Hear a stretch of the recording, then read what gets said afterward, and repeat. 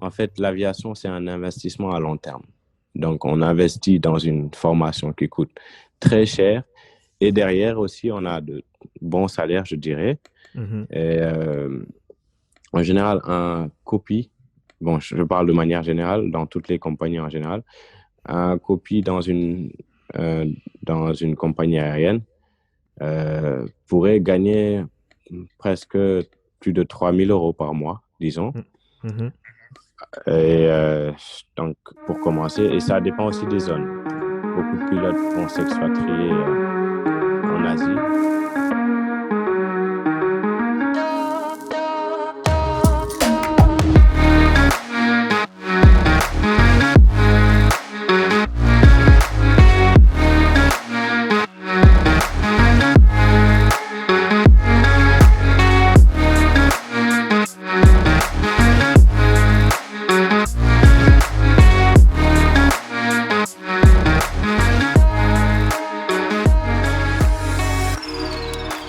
Donc bonjour à tous, bienvenue à ce tout nouvel épisode de l'Arbre à Palabre.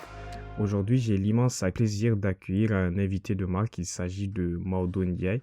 Donc Maodo Ndiaye est pilote chez Air Sénégal. Monsieur Maodo Ndiaye, bonjour. Bonjour.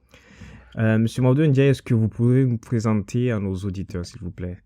Bonjour à tous. Moi, je m'appelle Maodo Ndiaye. J'ai 27 ans. Je suis pilote de ligne chez Air Sénégal et aussi un des initiateurs avec Biram Koulibaly Hmm. du projet FlightSense. Mhm. Donc, le Donc, projet FlightSense, c'est vraiment dans ce cadre-là que j'ai connu Maodo, principalement sur les réseaux sociaux, mais on va y revenir après. Maodo, est-ce que tu peux nous parler un peu de ton cursus scolaire? Donc, quel est le chemin que tu as suivi qui t'a permis d'être pilote aujourd'hui? d'accord. Après l'obtention de mon baccalauréat que j'ai eu à Yala-Soren, ici dans un lycée privé à Dakar, Mhm. j'ai rejoint l'aéroclub Ibagaï de Dakar Ok, directement. C'est là-bas où j'ai obtenu mon brevet de pilote privé ok, et j'ai fait un mûrissement, c'est-à-dire que j'ai continué à voler ici à Dakar. Donc, je faisais tous les vols touristiques pour l'aéroclub qui ne nécessitaient pas une instruction. mhm, Donc, ça m'a permis de faire un mûrissement, on peut dire, mhm, en matière d'aviation. mhm. Par la suite, je suis allé en Afrique du Sud, ou à Johannesburg, plus particulièrement dans une école intitulée Johannesburg School of Flying, où Mhm. j'ai obtenu ma licence de pilote de ligne, on peut dire, mon CPL, Commercial Pilot License, Mhm. avec un ATPL théorique. Et par la suite, je suis rentré à Dakar, c'était en 2018, et j'ai réussi à obtenir un boulot avec Transair sur un type d'appareil appelé le Beechcraft 1900. C'est un avion de 19 places. Mhm. Et avec cet avion, je faisais des vols dans les mines d'or, Ok, dans l'est du Sénégal vers Sabadola, et aussi quelques vols charter, c'est-à-dire des vols à la demande, des vols privés pour VIP. J'ai fait un an à Transair et en 2019, juste après le projet FlightSense, bah, j'ai rejoint Air Sénégal ok, où je travaille maintenant depuis plus d'un an sur ATR 72-600, un ok, avion de 70 places. ok. Donc, Transair, tu me dis, c'est une compagnie privée, si je comprends bien. Eux, ils sont basés au Sénégal, c'est bien ça? C'est bien ça, c'est une compagnie sénégalaise privée. C'est la seule compagnie sénégalaise privée. Mhm, ok, bah, c'est vraiment incroyable d'écouter ça parce que moi j'avais toujours comment dire, je pensais toujours que c'était pratiquement difficile en fait de réaliser des études complètes en aviation et en Afrique. C'est vrai qu'il y a, il y a, il y a, il y a vraiment des écoles, mais elles sont plus basées, si on peut dire, aux alentours de l'Afrique du Sud. C'est vraiment incroyable de savoir que c'est possible de faire ça. C'est une bonne chose de savoir. J'aimerais savoir, toi, d'où est venu en fait le projet de faire l'aviation? Parce que la plupart des gens, généralement en fait, c'est un rêve qui vient des parents, quoi que ce soit. Toi, dans ton cas, qu'est-ce qui t'a motivé à faire l'aviation? Voilà, donc dans mon cas, euh, j'ai grandi en fait dans un immeuble où logeaient des pilotes militaires, Ok. c'est-à-dire de l'armée de l'air sénégalaise. Mhm. Et ça a forgé en moi une envie en fait de devenir pilote.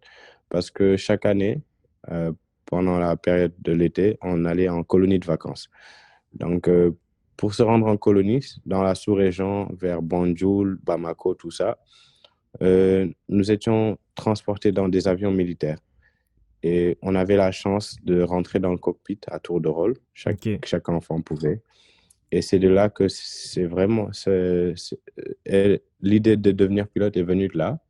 Et j'ai commencé à avoir un mentor qui est maintenant, je vais même le citer, il s'appelle Elajnian, le colonel Elajnian, qui est chef de l'escadrille présidentielle, donc l'avion présidentiel maintenant, Mhm. et qui a été mon mentor. Donc, j'ai vu en lui vraiment un grand pilote et c'est son image qui m'a vraiment permis de rêver de devenir pilote. Et aussi à côté, bon, j'ai de la famille, j'ai un oncle qui est commandant de bord aussi aujourd'hui à Air Sénégal Mhm. et qui était commandant de bord au temps d'Air Afrique aussi, un pionnier de l'aviation sénégalaise. Et Mhm. j'ai aussi un autre oncle qui est à Transair, qui est commandant là-bas aussi et qui est l'administrateur de Transair. Donc, c'était vraiment de bonnes bases pour moi pour devenir pilote. Mhm. Ok, je vois. Donc, c'est vraiment que tu étais vraiment dans un cadre, en fait, qui, si on peut dire, qui était propice pour toi à ce que tu poursuives une carrière dans Voilà, l'aviation. Ok. Mais est-ce que c'est un c'est ça. projet que toi, tu as préparé depuis ton collège? Est-ce que lorsque tu as débuté ton collège, puis ton lycée après, tu savais déjà que tu voulais te lancer dans l'aviation? Bon, depuis toujours, je voulais me lancer dans l'aviation, mais pour dire vrai, j'étais un peu confus, un peu égaré parce que je n'avais pas vraiment d'informations. Il fallait vraiment aller chercher ces infos pour pouvoir me lancer dans des études comme ça. Au début, c'était un peu difficile. J'avoue que je n'y pensais pas beaucoup. Je me disais que je ne me disais pas que c'était possible. Ok. Euh, Parce que juste après le bac, juste avant le bac, c'est là que j'ai commencé à y penser et à me renseigner là-dessus. Euh, mais avant ça, j'étais un peu focus pour dire, OK, je vais faire des télécommunications, tout ça. Mhm. Mais il y a eu un déclic pendant l'année scolaire de ma terminale. Et là, je me suis dit, vraiment, je veux être pilote. Et ça n'a pas été facile. J'ai fait une année sabbatique, comme on l'appelle, une année où je n'ai pas vraiment étudié, juste après le bac, pour essayer de me repositionner et de voir les perspectives qui pourraient me permettre de devenir pilote. Mhm. Ok. Est-ce que tu peux nous détailler un peu comment s'est déroulée ta formation? Donc, tu nous as parlé un peu de Ibagay, comment ça s'appelle? Un centre C'est un d'aviation. aéroclub. Ok, c'est un Oui, aéroclub. Ok. oui. Dépeins-nous un peu ton cursus donc dans l'aéronautique, donc toute ta formation. D'accord. Donc, l'aéroclub Ibagay de Dakar existe depuis 1933. Donc, c'est une grosse histoire derrière. Ok. C'était du temps de Jean Mermoz, donc temps de l'aéropostale. Mhm. Euh, il a eu, on lui a donné le nom de Ibagay, qui était le premier pilote sénégalais qui a été formé là-bas, qui est fils du président Lamine Gueye. Mm. Donc, moi, je ne connaissais pas l'aéroclub avant de m'intéresser à de l'aviation. C'est un club privé. Donc, je l'ai connu en 2012. En 2012, je rejoins l'aéroclub et je commence mes vols. Mais bon, l'aviation est un monde très cher. Donc, j'ai dû m'arrêter juste après pour essayer de regrouper des fonds pour pouvoir continuer. Donc, j'étais dans les cours théoriques et essayer d'avancer dans ça. Donc, j'ai commencé réellement à voler en 2013. En Ok. 2013, j'ai commencé à voler à l'aéroclub de manière assez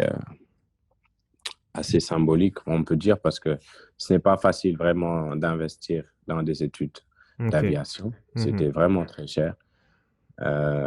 Et des cours d'aviation, ça dépend aussi du coût du carburant. Donc, il est assez élevé ici à Dakar.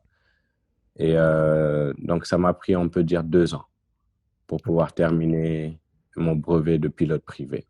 Donc, disons qu'en 2014-2015, j'ai eu ma licence de pilote privé à l'issue de 60 heures de vol Mhm. et d'un et d'un théorique et d'un examen théorique.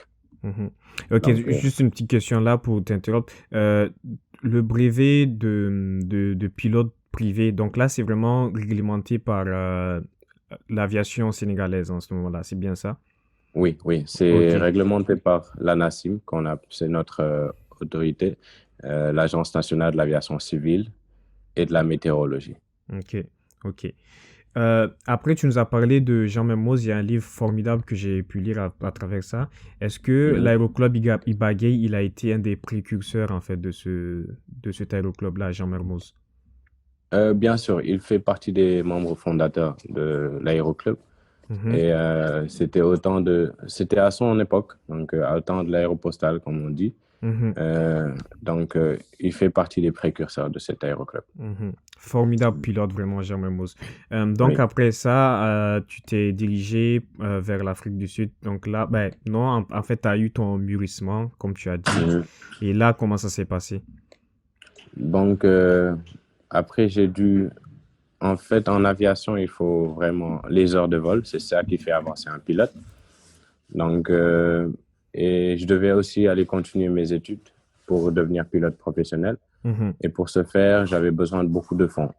Donc, le temps que les parents rassemblent ces fonds, je me devais de ne pas me stopper. C'est-à-dire, je devais continuer de voler.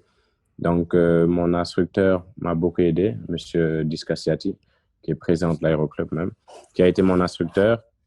Il a vu en moi des compétences. J'étais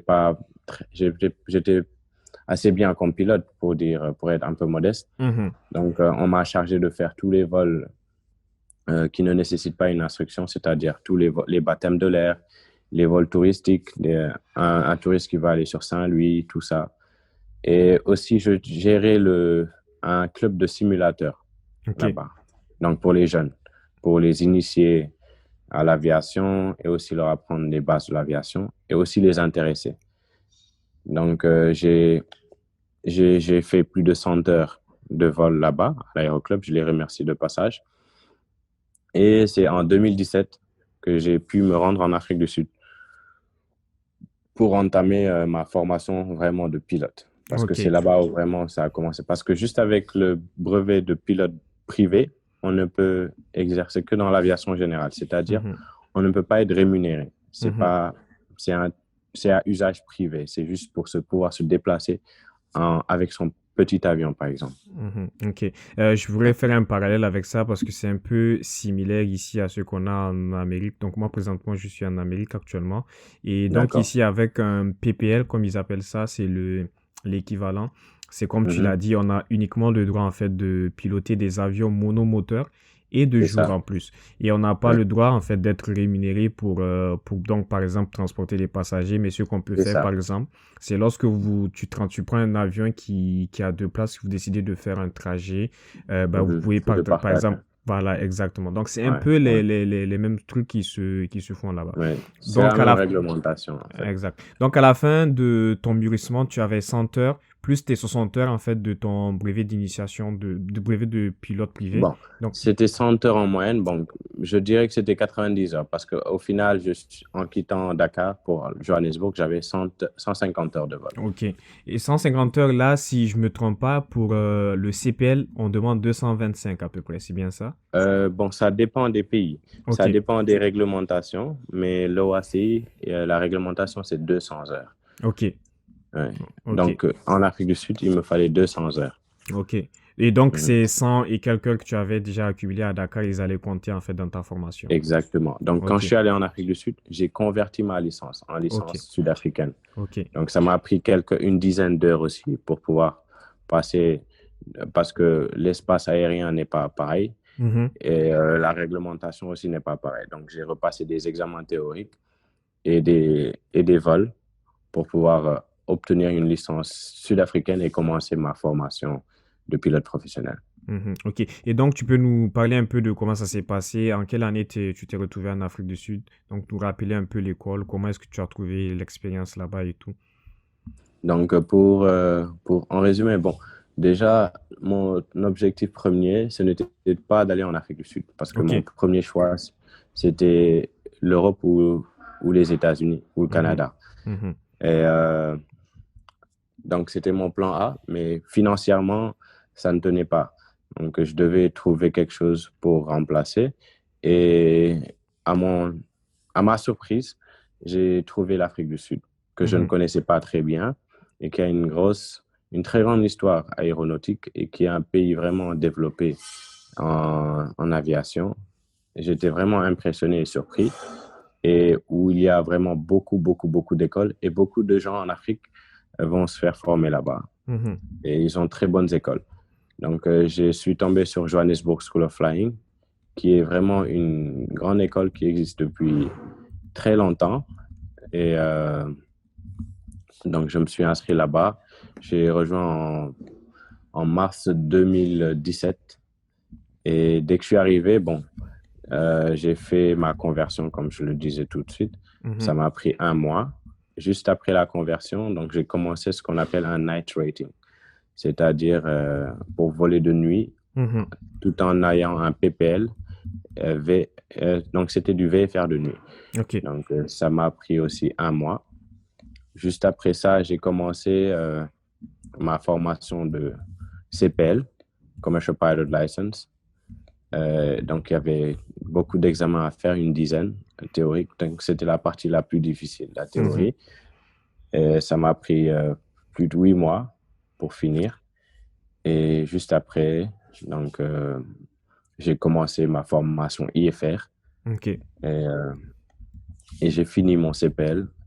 Et juste après le CPL que j'ai eu en mars 2018, j'ai commencé un ATPL théorique. Donc, pour plus tard, après l'obtention de mes 1500 heures de vol, de pouvoir passer l'examen pratique de l'ATPL, qui n'est rien d'autre que l'Airline Transport Pilot License, Mhm. qui te permet de prétendre à devenir commandant de bord dans une compagnie. Dans une compagnie. Ok. Ouais, Donc, si je comprends bien, ton CPL, lui, ça t'a pris un an au total, donc de mars 2017 à mars 2018. Et exact. donc quand tu es arrivé, tu as débuté directement le night rating. Après, tu as fait ta qualification Je, IFR. je pense que j'ai dû faire erreur. Je suis arrivé en mars 2017. Oui, oui, c'est bien ça, c'est bien ça. Ok, Ça m'a pris ok, un an, oui. ok, ok. Et à ton CPL, est-ce qu'il incluait déjà le multi-engine? Oui, oui. J'ai Ok, fait un CPL. En fait, c'était un package qui ok. regroupait le CPL, le multi-engine et l'IFR. Ok, parfait. Donc, pour ceux que Mhm. ça intéresse, c'est Johannesburg School of Flying. Donc, je mettrai le lien Oui, vers l'école en description. Il y a aussi une exact. autre école qui s'appelle 43 Air School. Je ne sais pas si tu en Oui, as entendu 43 parler. Air School, oui. Ok, C'est la plus grande école en Afrique du Sud. en Afrique du Sud. Parce que j'ai vu qu'ils Oui. avaient des partenariats avec donc de Mhm. grosses compagnies en Asie. C'est Donc, je ne vrai, citerai ouais. pas le nom ici. Oui, Ok. oui. Parfait. Donc, on va continuer. Donc, Maudou, est-ce que tu peux nous parler un peu je sais qu'il y en a que ça intéresse beaucoup. Les examens, Mhm. c'est assez difficile. Donc, dans l'examen déjà du CPL, comment tu l'as passé? Donc, ton brevet de pilote privé. Et ensuite, tes examens de CPL, comment est-ce que tu les as trouvés? Est-ce que c'était difficile pour toi? Et c'était quoi ta méthode, en fait, pour étudier? Donc, pour l'examen théorique du PPL, c'était un examen qui regroupait toutes les matières, météo, principe du vol, tout, Ok. mécanique du vol, tout. Donc, c'était un examen. Donc, en général, en aviation, les examens, c'est des QCM. Mhm. Et c'était pas vraiment difficile, hein. Je dirais que c'était pas vraiment difficile. Il faut juste lire les bouquins et s'entraîner à faire des QCM Mhm. pour pouvoir passer les examens. Et c'était quoi la note de passage au Sénégal? Bon, en général, c'est partout dans le monde, hein, c'est OACI, donc Ok. il faut 75% pour pouvoir Mhm. passer un examen. Mhm. Donc, c'était la même chose là-bas. Sur 60 questions qu'on te donne, il faut trouver au moins, si je ne me trompe pas, les 45. Tu Mhm. as droit à 15 erreurs maximum. Je Ok. crois que c'était 70% au Sénégal, oui. Mhm. Donc, il faut avoir 45 questions Sur de, les de, 60. sur les 60, c'est ça. Mhm. Ok. Donc, Et- les examens étaient organisés par la NACIM. Et donc, je rappelle que la licence sénégalaise sont des licences OACI et reconnues partout dans le monde. ok. Oui. Donc, ça signifie que quand tu prends ta licence sénégalaise, par exemple, que tu te rends au Niger ou au Sénégal, ben, au Mali, Mhm. par exemple, tu peux tout Mhm. très bien louer un avion et puis Oui. directement aller voler Après validation, bien sûr, de l'autorité d'aviation en place. de ce Ok. pays, Mhm. donc il faut présenter sa licence là-bas et eux, par rapport à leur texte, parce que chaque pays est tenu de reconnaître une licence, et aussi de donner des autorisations, c'est-à-dire et et de demander à la personne détentrice de la licence de faire un examen théorique pour confirmer sa licence Mhm. ou même un examen en vol En vol. oui, ou même demander une conversion de la licence. Donc, Comme ça ceux que tu dépend as du fait pays. en Afrique du Sud, En par Afrique du exemple, Sud, toi. c'est ça, Ouais. voilà. Ok. Ok. Et pour tes examens de CPL, là, donc, tu nous as dit c'était regroupé en modules, c'est bien ça? Donc, c'était pas C'est un ça, examen unique. Ok. c'est ça. En fait, ça, c'est même pour les examens, pour le CPL, ça dépend des pays et des réglementations. Parce qu'en Europe, il y a les réglementations EASA, il y a 14 examens théoriques à faire. Mhm. Et en Amérique, je crois qu'il y a un examen pour le commercial, un examen pour l'IFR. Mhm. Et donc, en Afrique du Sud, il y en a 10. Ok. Donc, il y a 10 examens à faire pour être pilote professionnel. Donc, c'est des examens euh, assez difficiles, je dirais, parce qu'il faut vraiment étudier pour pouvoir les passer. Et un élève est tenu de passer tous ses examens en 18 mois. Donc, Ok. dès qu'on démarre son premier examen, on déclenche un compte à rebours de 18 mois où on doit vraiment valider tous ces examens. Sinon, on est obligé de tout reprendre à zéro. Donc, c'est des systèmes assez compliqués, je dirais, et où il faut vraiment travailler, vraiment beaucoup étudier pour pouvoir passer les examens. Ok. Et ensuite de cela, pour ton ATPL, donc là aussi, j'imagine que c'est comme en fait la réglementation internationale que ça s'est passé. Est-ce que tu l'as eu en les 14 modules, c'est bien ça, si je me rappelle bien? Pour l'ATPL, le système sud-africain, ce qu'ils font, c'est que après le CPL, Mhm. où il y a 10 examens à faire. Quand je parle de 10 examens, c'est 8 examens pour le CPL, un examen pour l'IFR et un examen pour General Radio, Ok. donc pour les communications radio. Et maintenant, ce qu'ils font, c'est que quand on passe à la TPL, on fait 6 examens, c'est-à-dire qu'on ne reprend pas les facteurs humains, parce qu'on l'a déjà validé. Au Bon, CPL. au CPL, donc c'est le même niveau que pour l'ATPL, parce qu'en fait, l'ATPL qu'on va faire, c'est 30% de plus que ce qu'on avait fait pour le CPL. Pour le CPL. Ok. Voilà, donc pas d'examen de facteur humain, ni d'examen pour la réglementation, parce que ça, c'est déjà acquis. Donc là, on nous fait faire 6 examens. Parce que dans le système EASA, en fait, on peut ne pas faire le CPL. Il y a 14 Exactement. examens, Exact, oui. soit CPL, soit ATPL directement. Mhm. Et en Afrique du Sud, on ne peut pas sauter directement à l'ATPL. Donc, Il on faut est tenu passer de... par le CPL. Ok. Il faut passer par le CPL et derrière pouvoir faire un ATPL. Ok. Donc, pour ceux que ça intéresse encore, je pourrais citer en fait ces différents modules dont on parle. Il s'agit entre autres, en fait, c'est des examens pour vraiment aller au plus profond de vos connaissances générales en aviation. Donc, il y Mhm, a des modules comme les lois aériennes, donc la connaissance générale de l'aéronef, la mhm, planification des vols, les mhm, performances humaines et les limitations, donc les facteurs humains, comme tu disais. Il y a la oui, météorologie, il y a les procédures mhm, des opérations, il y a les principes de vol également les oui, communications, donc IFR, mhm, VFR, la mhm, performance de l'aéronef, la mhm, navigation générale, donc il y a mhm. l'instrumentation de base aussi, et enfin, je pense qu'il y a les principes de masse et centrage qui sont vraiment Oui, primordiaux lorsqu'on parle mhm, des avions de transport de passagers. Excellent. d'accord, ouais. Donc, Bordeaux, tu me disais également que bah, pour toi, ça a été un parcours assez... donc, tu l'as financé toi-même et en Mhm. partie grâce à tes parents aussi. Donc, Oui, l'aviation, c'est connu, ça coûte relativement cher. Et mhm, il existe deux voies, en fait, pour quelqu'un dont la finalité, c'est devenir pilote de ligne. Donc, mhm, il y a vraiment la voie classique que la plupart connaissent. Donc, c'est l'ATPL théorique, l'ATPL intégré. Donc là, c'est mhm, vraiment une formation complète. Donc, c'est ce qu'on retrouve dans la plupart des écoles en Europe. Et il y oui, a une autre voie qui est plus celle que toi, tu as suivie, qui est une oui, formation qui est plus modulaire. Donc, quand on parle de module, exactement. là, c'est donc venir, je commence par mon PPL, mon CPL. Et Mhm. ensuite de ça, je vais aller faire mon ATPL.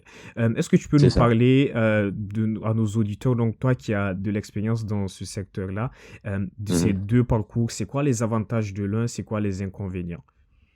Donc, pour la formation intégrée, euh, elle est meilleure, je dirais. Donc, mais il faut déjà avoir les fonds nécessaires pour le faire Mhm, et elle est plus rapide. Donc, c'est une formation intégrée. Tout est fait dans un package. mhm. Donc, un élève qui se présente et qui n'a aucune connaissance dans l'aéronautique, il va lui falloir en moyenne 18 mois, ou même pour arrondir à 2 ans. En 2 ans, il est formé pour devenir pilote. Dès sa sortie, il est opérationnel et pour intégrer une compagnie aérienne. Mhm. Maintenant, pour les formations modulaires, c'est fragmenté, c'est-à-dire par licence, c'est-à-dire PPL, CPL, IFR, multi-engine.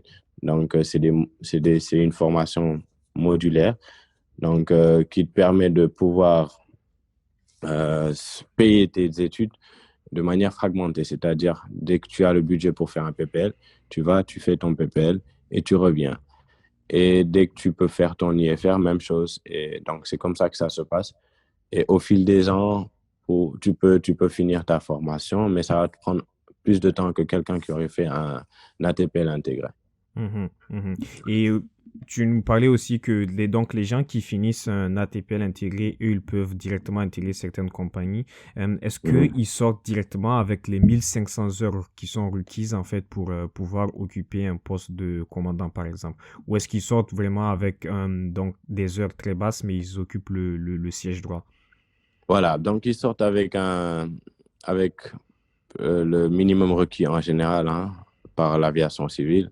En général, ils vont sortir avec 200, 250 heures de vol. Mhm, Mais ils ont un ATPL théorique qu'on appelle le Frozen ATPL qui leur mhm, permettent de travailler en tant que copilote dans une compagnie.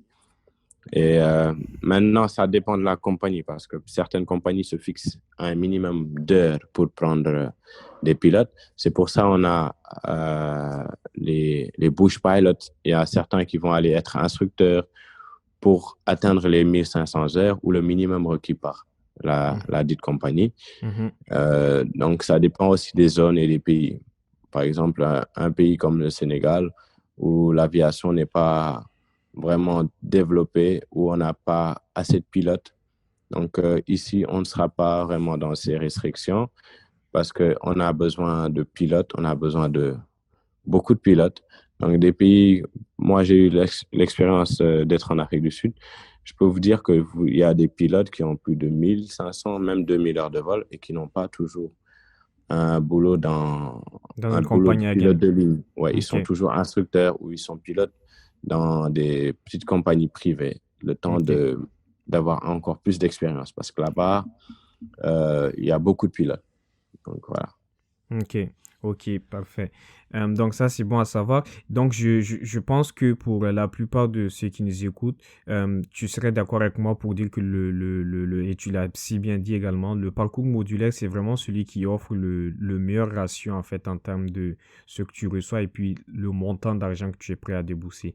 Euh, en, Exactement. en moyenne, combien ça coûterait pour faire son brevet de pilote privé au Sénégal? Par exemple, pour quelqu'un qui veut faire le même parcours que toi, donc à l'aéroclub Ibagay, ça coûterait combien en moyenne? Il faut compter combien en moyenne? Et donc, comme tu nous as dit, il faut compter environ 60 heures de vol. Donc, Mm, je pense qu'il y a de la double commande et il faut faire aussi ces vols solo. Les vols solo sont peut-être moins chers vu qu'on ne paie pas l'instructeur. mm, Mais il y a mm. également donc des cours privés qu'il faut prendre avec un instructeur. Est-ce que tu peux nous dire en fait comment ces coûts-là sont répartis? Donc pour le PPL, en fait, au Sénégal, c'est un peu cher. C'est même 2 fois plus que ce qu'on paierait aux États-Unis. Mhm. En fait, il est dû au prix du carburant et du coût de la maintenance parce Ok. que le carburant est assez cher ici à Dakar. C'est même 2 fois plus que ce qu'on paierait en Afrique du Sud. En Afrique du Sud, le prix du carburant, il n'est pas assez élevé. Donc, ici, l'heure de vol, il est à 130 000 francs, Ok. pour dire. Et je me rappelle, en Afrique du Sud, l'heure de vol était en dessous de 100 000 francs. Mm. Si je me rappelle bien, c'était même vers 70-80 000 francs l'heure de vol sur le même type d'avion, sur un PA-28 Piper Aircraft, un 161. Ok. Donc, en fait, ici, la réglementation, elle demande 45 heures de vol. Ok. C'est le minimum requis. Mais en général, quand on est en aéroclub et quand c'est une formation modulaire, on peut donner cette moyenne entre 55 et 60 heures de vol pour pouvoir finir son PPL. en général, parce que c'est pas quelque chose de régulier qu'on va faire. Par exemple, moi, je volais une fois dans la semaine. Et quand on fait une formation intégrée, là, on finit son PPL en même pas 2 mois, parce qu'on Exact, vole oui. tous les jours. Mhm. On vole tous les jours. Donc là, et c'est beaucoup de pratique et cela fait que l'élève, il avance très vite. Pour moi, ça m'a pris 2 ans. Je volais une fois par semaine. Donc la progression ne sera pas comme un élève qui vole tous les jours. Donc il y a OK. beaucoup de facteurs. Certains aussi en aéroclub peuvent décider, ils prennent du temps pour pouvoir le faire en moins de 6 mois. C'est fort possible aussi. Mhm. Et là, ils peuvent le faire en un minimum de temps aussi. Et donc, moi, pour dire vrai, je donnerais un budget pour avoir son PPL à Dakar, un budget de 8 millions de francs CFA, ce qui est relativement cher. Mhm. Alors que dans un pays comme l'Afrique du Sud ou aux États-Unis, on peut le faire avec un 3 millions, je crois. 3 millions La à peu moitié, près, ouais, OK. plus de la moitié. Plus de la moitié, exact. C'est vraiment Exactement. considérable. Mais après, Voilà. pour, par exemple, pour des gens, pour des Sénégalais qui aimeraient faire ça, je ne sais pas si ça serait économiquement rentable de se déplacer en Afrique du Sud parce En qu'après, il fait, faut... c'est ça, c'est Ouais. ça. En fait, ça revient un peu au même parce que quand on est au Sénégal, on est sur place, donc on a vraiment tout ce qu'il nous faut. On a le logement, on a tout, donc c'est plus facile. Mhm. Mais quand on se déplace, si on rajoute tous ces frais, le billet d'avion et tout ça, ça va nous revenir à même plus que 8 millions, je dirais. Mhm. OK. Ouais, ouais. Excellent. Et après ça, pour la formation de CPL, là, tu estimes qu'il faudrait compter environ combien en termes de millions? Donc, en Afrique du Sud, comme je le répète, j'ai été vraiment surpris par les prix et comment ils sont assez avancés en termes d'aviation. Mm. Parce que quand j'ai compté, c'est dommage que je n'avais pas connu l'Afrique du Sud avant mon PPL. Euh, Normalement, une formation intégrée là-bas qui regroupe le PPL jusqu'au CPL avec un IFR et un multi-engine, il ne reviendrait pas à plus de, plus de 20 millions de francs OK. CFA. Donc, je dirais entre 20 et 25 millions de francs CFA. Et si l'on rajoute peut-être pour le logement et tout ça, donc on dépenserait peut-être 30 millions de francs CFA, ce qui n'est pas vraiment énorme si on regarde Exact. les formations en Europe ou aux États-Unis ou autre part. Mhm. Donc, mais pour moi, ça a été encore un peu moins cher parce que vu que j'ai fait mon mûrissement grâce à l'aéroclub Ibagaï, donc j'ai volé gratuitement. Donc, j'ai volé pour plus de 100 heures que j'ai pu monter, ce qui a réduit le coût de mon CPL. Donc, mon CPL m'est revenu à un peu moins de 10 millions parce que j'avais OK. déjà toutes les heures requises en termes de pilot flying. Parce qu'en général, on te demande sur tes 200 heures d'avoir au moins 100 heures comme PIC, c'est-à-dire Pilot in Command, Mhm. des heures de commande on board. Donc, c'est avec l'aéroclub que j'ai pu vraiment réduire drastiquement le coût de mon CPL. Mhm. Mhm. OK. Est-ce qu'il y aurait un avantage au niveau météorologique? Je sais pas, je suis pas vraiment expert des deux systèmes météorologiques qu'il y a au Sénégal et en Afrique du Sud, mais j'imagine qu'il fait beau la plupart du temps. Donc, est-ce que c'est bon pour voler, en fait, si on peut dire, durant toute l'année? Parce que, par exemple, quand tu prends dans des pays comme le Canada, par exemple, où il y a Mhm. des fois ou des 6 mois Mhm. d'hiver, il y a certains Mhm. jours où c'est quasiment impossible de voler. Est-ce que c'est le cas, par exemple, chez vous là-bas, où il y a des journées où il fait tellement chaud, où on éviterait Mhm. d'aller voler?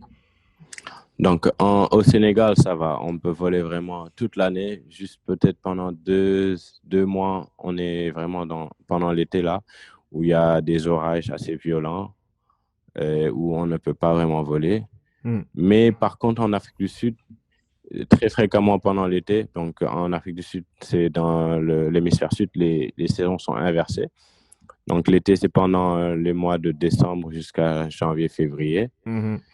Et comme que l'Afrique du Sud a des terrains assez élevés, donc à Johannesburg, on était à plus de 5000 pieds d'altitude déjà. Déjà, Donc, ok.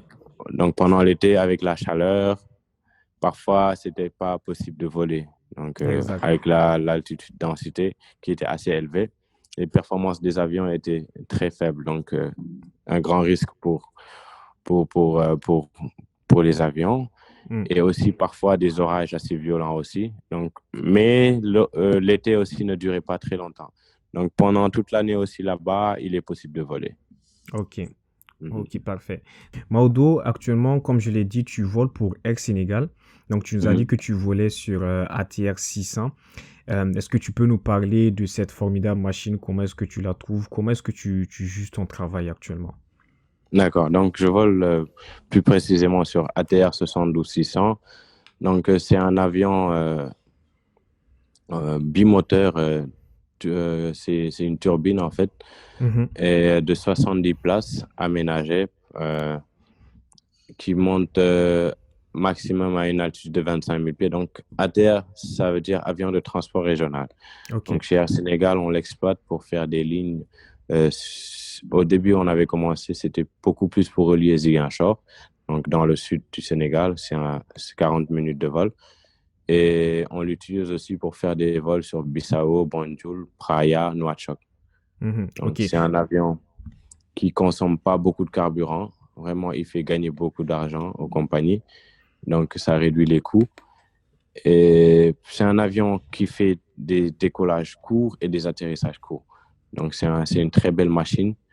Vraiment, dernière génération, cockpit aménagé comme un Airbus. Très bon pour la formation de futurs pilotes sur Airbus. Mhm, ok. Donc, toi, ton but, c'est vraiment, tu vises Airbus actuellement, si je comprends. Bon, parce qu'en termes de flotte chez Air Sénégal, on ne Exact. dispose que Ouais. d'Airbus. Donc, la progression se fera sûrement sur Airbus. Ok. Ok. Donc, tu me corrigeras si je me trompe, mais Air Sénégal, actuellement, donc, ils sont dotés du nouveau A330 Neo et des Oui. ATR que tu as cités. Et donc, Mhm. toi, dans ton cas, on est plus sur du vol court courrier, pas régional, vu que vous Si. alliez aussi donc à l'extérieur du Sénégal. Mhm. Oui, on fait du court courrier. Donc, comme je le disais, euh, on fait Praia, Bissau, Banjul, euh, Ziguinchor, Nouakchott. Et Ok. bon, il y a d'autres lignes qui devraient ouvrir très prochainement, normalement, dans la sous-région. Mhm, ok. Et Avec la donc, l'ATR, bien sûr. avec la terre, ok, parfait. Euh, Au niveau de la rémunération, donc ça pourrait être donc un facteur de motivation pour certains. Est-ce que tu peux nous Mhm. parler en fait de la rémunération des pilotes, comment ça se présente, les différents paliers et tout ça? Donc, en général, comme que l'aviation coûte cher, en fait, l'aviation, c'est un investissement à long terme. Donc, on investit dans une formation qui coûte très cher. Et derrière aussi, on a de bons salaires, je dirais.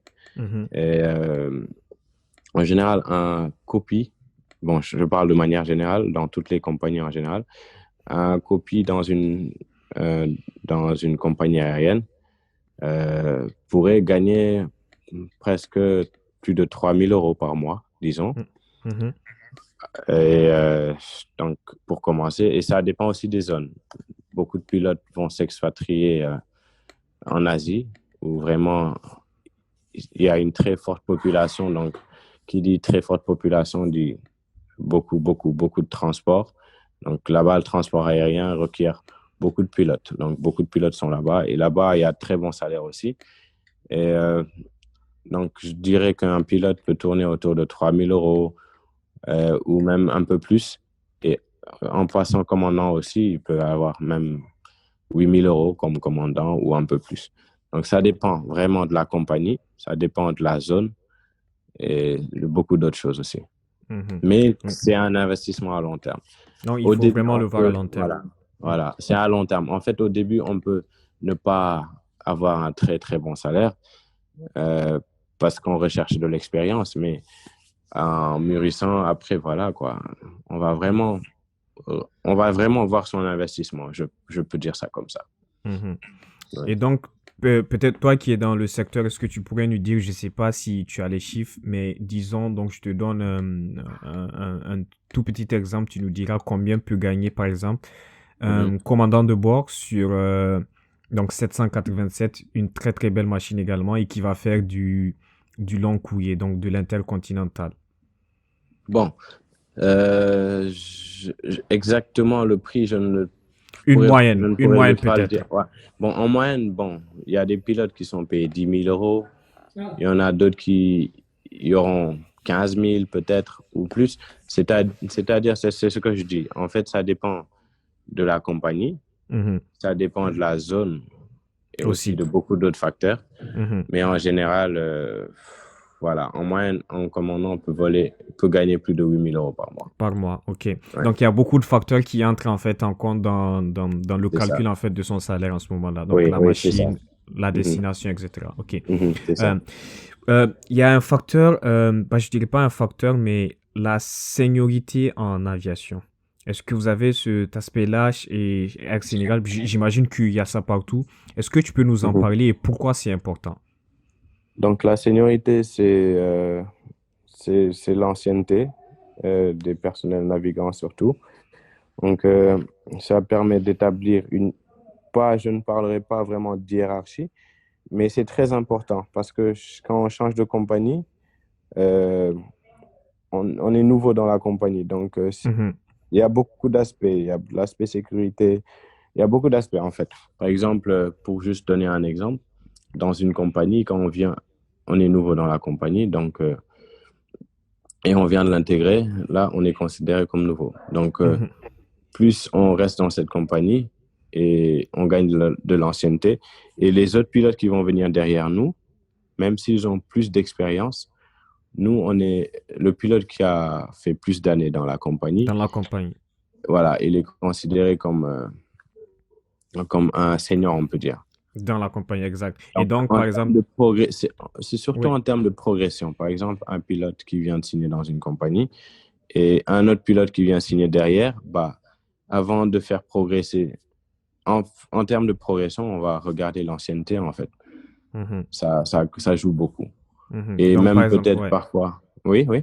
Oui, donc par exemple, si, admettons, il y a un pilote qui va en retraite, qui est sur de l'ultra long courrier, par exemple, et Mhm. donc il y a une place qui se libère, c'est toujours l'ancienneté qui va prévaloir à ce C'est stade-là. ça, Donc, on c'est va pas ça, c'est regarder ça. l'ancienneté. OK. C'est ça, c'est ça. OK.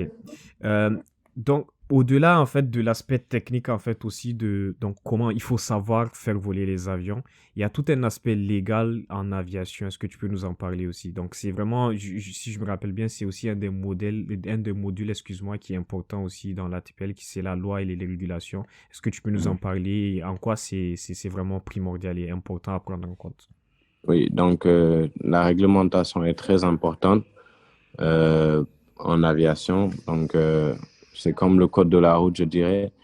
Il faut être, euh, il faut être en règle, c'est-à-dire en termes de licence, en termes de qualification, sur chaque modèle d'avion, il faut, par exemple, les compagnies chez nous, chez Air Sénégal, chaque 6 mois, le pilote est tenu de se rendre à des entraînements périodiques Mhm, pour revoir toutes les procédures d'urgence et tout. mhm, Donc, ça aussi, c'est de la réglementation. Donc, il y a aussi les visites médicales. Donc, c'est réglementé de telle sorte que pour rechercher, euh, c'est pour en fait être à un niveau assez élevé de sécurité. mhm. Donc, c'est pour ça on a des autorités de tutelle. Donc, comme ici, nous avons l'ANACIM, qui est notre autorité et qui met en place des règles qui ont été établies par l'OACI et qui sont assez restrictifs à ce propos. Mhm. Ok, donc c'est vraiment dans un cadre vraiment strictement sécuritaire que tout ça a été Voilà. mis en place. C'est pour Ok, ça qu'on parle de réglementation. C'est pour ok, rechercher vraiment un niveau de sécurité assez élevé en oh, aviation parce qu'il faut vraiment de la sécurité. ok, parfait. Ouais. Euh, une journée de travail normale pour toi à Air Sénégal, comment est-ce que tu la décrirais? Donc, est-ce que tu peux nous dire qu'est-ce que tu fais dans une journée de travail normale? Bon, déjà, il faut vraiment bien se reposer avant d'entamer une journée, donc bien dormir. Et moi, l'aviation que je fais là sur la Terre, c'est assez soutenu, c'est-à-dire c'est des vols assez rapides et assez courts. Donc, ce qui demande vraiment d'être bien physiquement. Donc, après un bon repos, se présenter, donc on vient te récupérer à la maison. Tu arrives à l'aéroport à 1h moins 30 avant le vol avec tout l'équipage. Donc, on fait la préparation du vol, c'est-à-dire on prend tous les documents pour le vol, la météo, on a le plan de vol, tout fait, c'est fait dans un dossier de vol. On Mhm, a l'état de l'avion, on a pour le carburant, donc on a tout. Et avec ça, on prépare le vol avec le commandant. Et à l'issue de cela, on va faire un briefing avec tout l'équipage, c'est-à-dire les pilotes et les hôtesses, faire un briefing pour comment va se passer les vols, aller-retour, comment ça va se faire, les niveaux de vol, comment est la météo. Donc, on briefe sur tout. Euh, et après ça, on se rend à l'avion et on le prépare. On prépare l'avion avant l'arrivée des passagers. Donc, toutes les checks sont effectués par le personnel technique et aussi par le personnel commercial qui sont dans la cabine. Et après cela, donc, par exemple, on va faire un vol sur Ziguinchor. Donc, Ziguinchor, c'est assez rapide, c'est un vol de 40 minutes. On part sur Ziguinchor et on refait la même chose. Donc, c'est des stops assez courts. Donc, on va s'arrêter à Ziguinchor une vingtaine de minutes avant de redécoller sur Dakar. Et on arrive sur Dakar, c'est la même chose. On reprépare l'avion, nettoyage, tout ça, et c'est reparti, par exemple, sur Praia, où aussi on fait une escale assez rapide, une vingtaine, trentaine de minutes. On embarque et on revient sur Dakar. Donc, c'est des journées assez difficiles qui se passent comme ça, de jour comme de nuit. Donc, en général, on fait on fait 4 étapes, c'est-à-dire 2 allers-retours. Et c'est assez soutenu. On peut faire ça toute la semaine. Par exemple, 5 jours sur 7 en général, ce qui n'est pas petit. Parce qu'en fait, c'est des vols assez courts, mais qui fatiguent en fait. Exact, oui. Ouais, c'est ça. Et dans une journée normale, tu peux faire combien d'heures de vol dans ton logbook, par exemple? Dans mon logbook, donc comme c'est des vols assez courts, par exemple, un Dakar-Ziguinchor, en aller-retour, ça va te faire 2 heures.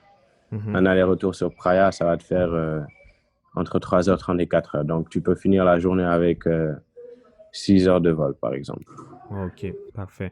Est-ce que tu as un vol mémorable que tu aurais à partager avec nous? Donc, que ce soit dans le cadre de ta formation ou même présentement avec Sénégal, est-ce qu'il y a un vol qui t'a marqué en particulier? Un vol qui m'a marqué chez Air Sénégal, je dirais mon premier vol. Ok, Premier vol, on s'en rappelle toujours. inoubliable. Ouais, on s'en Ouais, rappelle toujours. C'est inoubliable et vraiment, voilà, c'est le premier. ok, ok, parfait. On va progresser sur une autre thématique qui est assez différente, mais qui reste dans le cadre de l'aviation. Mhm, Donc, Maudo, tu as eu la chance en fait de travailler sur le projet FlightSense en mhm, collaboration avec Biram Koulibaly. mhm. Donc, pour rappel, vous avez effectué un vol Dakar à Lons en France sur Mhm. un Piper Arrow. Est-ce que tu peux nous parler en fait de ce vol dans un premier temps, ben, du projet FlightSense dans sa globalité dans un premier temps et ensuite de ce vol? Comment est-ce que tout s'est passé? Donc, le projet FlightSense, euh, c'est né, il est né à l'issue d'une conversation que j'ai eue avec Biram, qui est un grand frère pour moi. Donc, il a eu cette très belle idée, en fait. Au début, donc Biram, il est arrivé à l'aéroclub. J'étais pas encore allé en Afrique du Sud à cette époque. Hmm. Et, non, il a rejoint l'aéroclub. Quand il rejoignait l'aéroclub, j'étais pas encore en Afrique du Sud. Donc, quand il commençait son PPL, je l'ai un peu aidé, donc je l'ai un peu orienté, comme j'étais un peu ancien là-bas. Mhm. Donc, je l'ai conseillé et je l'ai aidé sur plein de choses pendant sa formation. Et à l'issue de cela, je suis parti en Afrique du Sud. Mais malgré cela, on reste toujours en contact. Sur WhatsApp, il me demande des choses et tout ça, et je lui expliquais. À mon retour, j'étais à Transair et on volait toujours ensemble à l'aéroclub. Hmm. Et on faisait des vols ensemble et tout. Et un jour, bah, il m'a dit, écoute, pourquoi pas essayer de faire un long périple, aller à Paris avec l'avion, par exemple. Hmm. Donc, c'était un truc fou. Je n'y avais vraiment pas pensé. Et on a commencé à mettre ça en place. Au début, c'était un défi. C'était pas prévu d'en faire un projet et de mettre une communication derrière. Et les gens qui nous entouraient nous ont dit pourquoi pas vraiment euh, communiquer là-dessus et montrer aux jeunes, leur donner de l'envie et tout ça. Donc, on a dit pourquoi pas. Mhm.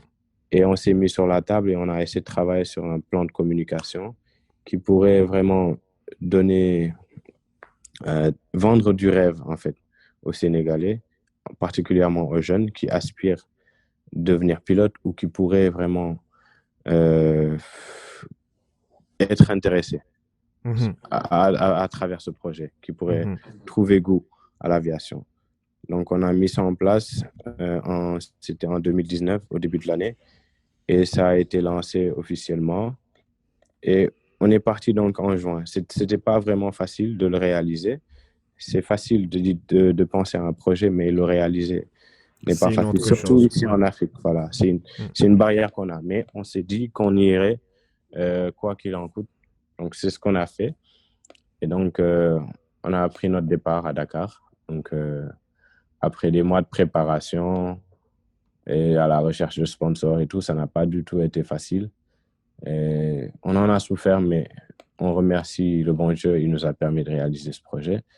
Donc, le projet FlightSend qui consistait à quitter Saint-Louis du Sénégal et de se rendre à Logne, en banlieue parisienne, et en reproduisant le voyage de l'aéropostale en sens inverse, c'est-à-dire le voyage de Jean Mermoz.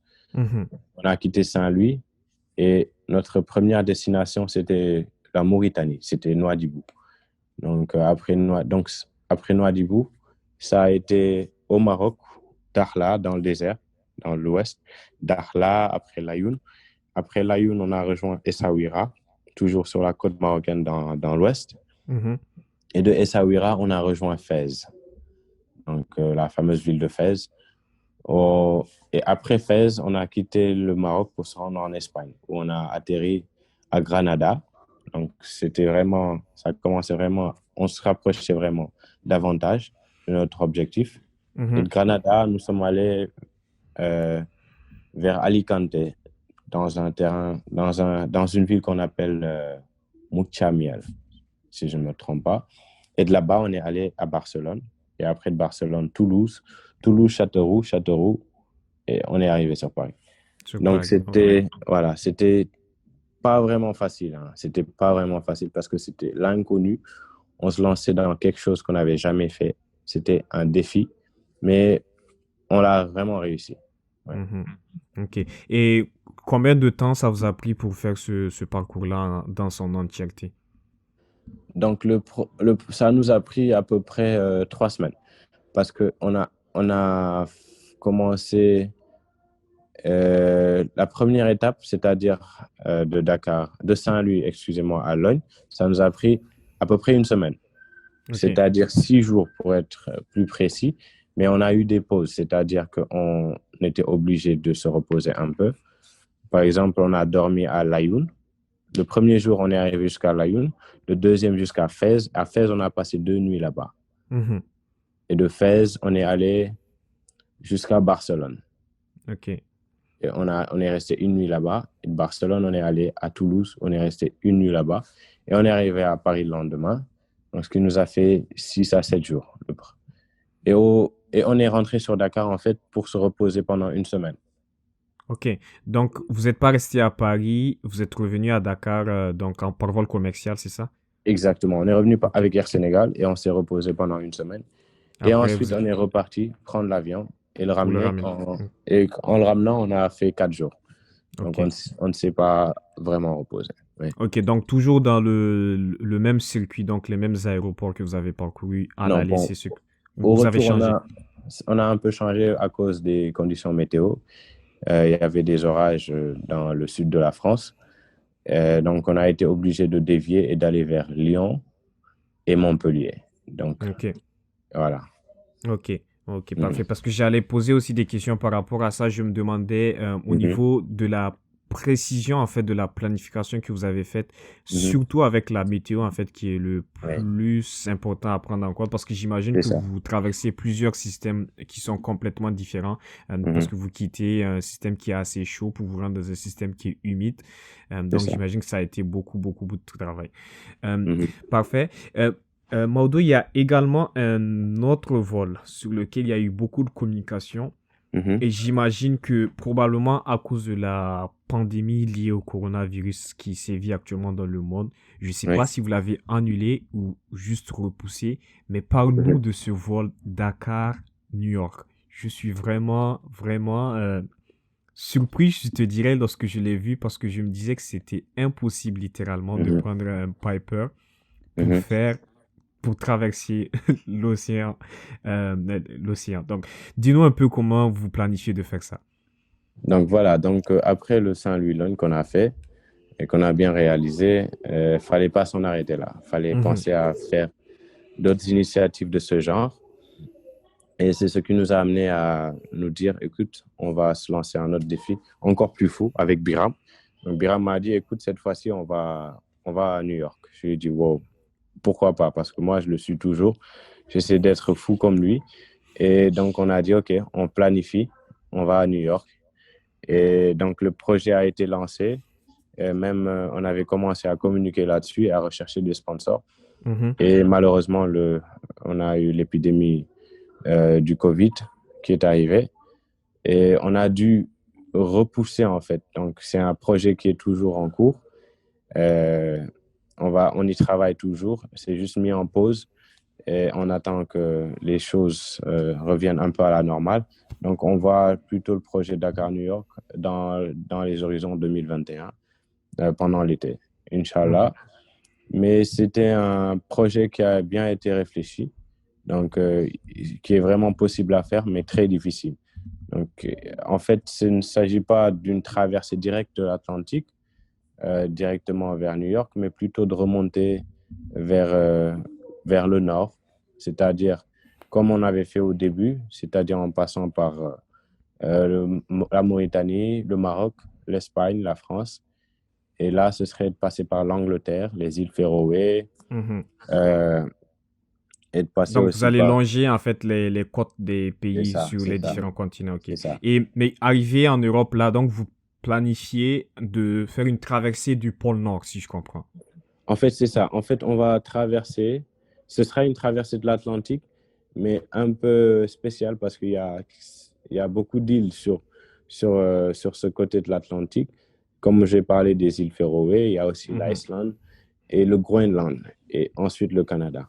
Donc, Ok. c'est comme ça que la traversée a été établie et on était supposé rejoindre un rallye qui se déroule à cette même période de l'année, Mhm. le Greenland Air Trophy. Donc, ce sont des pilotes aussi d'aviation légère, donc qui traversent l'Atlantique en groupe, des Européens et des Américains et Mhm. des Canadiens. Voilà. Mhm. Donc, En on tout devait cas, se joindre à eux. Ouais. ouais. En tout cas, nous, on a vraiment hâte de voir comment tout ça va se terminer. On vous souhaite beaucoup de chance. Donc, pour Ouais. tous ceux que ça intéresse, si vous voulez voir les archives du vol Dakar Airlines et aussi pour être au courant de tout ce qui va se passer, je mettrai Mhm. également le lien de la page Instagram, excusez-moi, de FlightSend. Mhm. Donc, ça sera dans la description. D'accord. Donc, parfait. Euh, Maudo, est-ce que tu aurais un message d'encouragement pour tous ceux qui nous écoutent et tous ceux qui veulent devenir pilotes? Bon, je dirais vraiment que toute personne devrait croire en ses rêves Mhm, et essayer de vivre sa passion. Même si ce n'est pas toujours facile, il faut batailler, il faut pas se laisser aller, il faut pas baisser les bras, il faut y croire, comme moi j'y ai cru, et je ne pense pas que j'ai quelque chose de spécial par rapport à toute autre personne. Et voilà, c'est ce message que je lance à tous mes compatriotes sénégalais, les jeunes. Je leur dis de croire en leurs rêves et d'essayer de vivre leur passion et de se et aussi c'est ça, c'est le même message que je lance à l'Afrique et à tout le monde, mhm. vraiment. Parfait. Aller au Donc, bout vous de ses avez, rêves, comme on a fait avec Flightsen, donc au avec bout de ses Fletcher. rêves. Ouais. Parfait. Donc, vous avez entendu Maudo Ndiaye. Croyez en vos rêves et surtout, n'abandonnez jamais. Maudo, on va passer à Voilà. une thématique qui me plaît assez bien. C'est un Mhm. petit Fast and Curious, juste pour apprendre à te découvrir plus. Donc, ce sera juste des petites D'accord, questions et puis tu vas choisir, tu me diras ce que tu préfères. Donc, toi, tu préfères le d'accord. thé ou le café? Je préfère le thé. Le thé, ah ouais, parce que le Sénégal, il y a le café Touba aussi. Tu préfères pas le café aucunement, non? Bon, je ne bois pas beaucoup de café. Parfois, j'en bois juste pour être éveillé. Bon, quand il Hmm. s'agit de boulot ou bien d'être concentré sur un truc. Mais pour ce que j'apprécie, c'est plutôt le thé. Je préfère Mhm. le thé au café. Oui. Ok, parfait. Lundi ou vendredi? Je dirais vendredi, Vendredi et pourquoi? pour le week-end. Le week-end. Oui, c'est ça. Parfait. Tu préfères te dépasser ou dépasser les autres? Je préfère me dépasser, moi. Excellent. Tu préfères des écouteurs ou tu préfères plus travailler dans le silence? Je préfère des écouteurs. Les écouteurs, ok. Ouais. Le passé ou le futur? Le futur. Le futur. Ouais. Travailler tôt ou travailler tard? J'imagine que là, il n'y a pas de différence pour toi. Ouais, c'est la même chose, hein. On ne se retrouve même plus. S'il est tard ou tôt, c'est la même chose. Mhm. Ouais. Travail personnel ou travail d'équipe? Travail d'équipe. C'est sûr, en aviation, c'est Ouais, vraiment, vraiment c'est important, c'est vraiment, primordial. c'est ça, c'est ça. C'est une chaîne, une très longue chaîne même. Mm. Tu préfères agir ou penser? Euh, Agir ou penser? Je préfère penser. Penser, ok. Ouais. Le cinéma, excuse-moi, ou la musique? Je dirais le cinéma. Le cinéma. Et Oui. est-ce que tu es du genre à préparer tout en avance ou à improviser? Préparez-toi en avance. Excellent. Ben, ça a fait le tour des questions. Ça m'a fait vraiment plaisir de t'avoir sur cet épisode, Maudo. Merci beaucoup encore. Merci à toi, c'est partagé. Et où est-ce que nos auditeurs peuvent te rejoindre sur les réseaux sociaux? Bon, les auditeurs peuvent me retrouver sur Instagram. Je suis là-bas plus activement. Mhm, Donc, Do Ndiaye, donc Dondaiye. Et aussi sur Twitter, aussi, Captain Do mhm. Ndiaye. Et aussi sur notre page FlightSend aussi. On est sur tous les réseaux sociaux. Donc, Excellent. voilà. Ouais. Parfait. Bah, je mettrai tous les liens en description et puis allez-y fortement le suivre. Si jamais vous avez des questions, n'hésitez pas à le Mhm. contacter. Il n'y a aucun problème. Merci encore, Maodo Ndiaye. Merci à vous qui nous Merci, écoutiez. Yassine. Donc, c'était Yacine de l'Arbre à Palabre. J'espère que vous avez apprécié cet épisode. Mhm. N'hésitez pas à nous mettre 5 étoiles si c'est le cas et on se retrouve la semaine prochaine.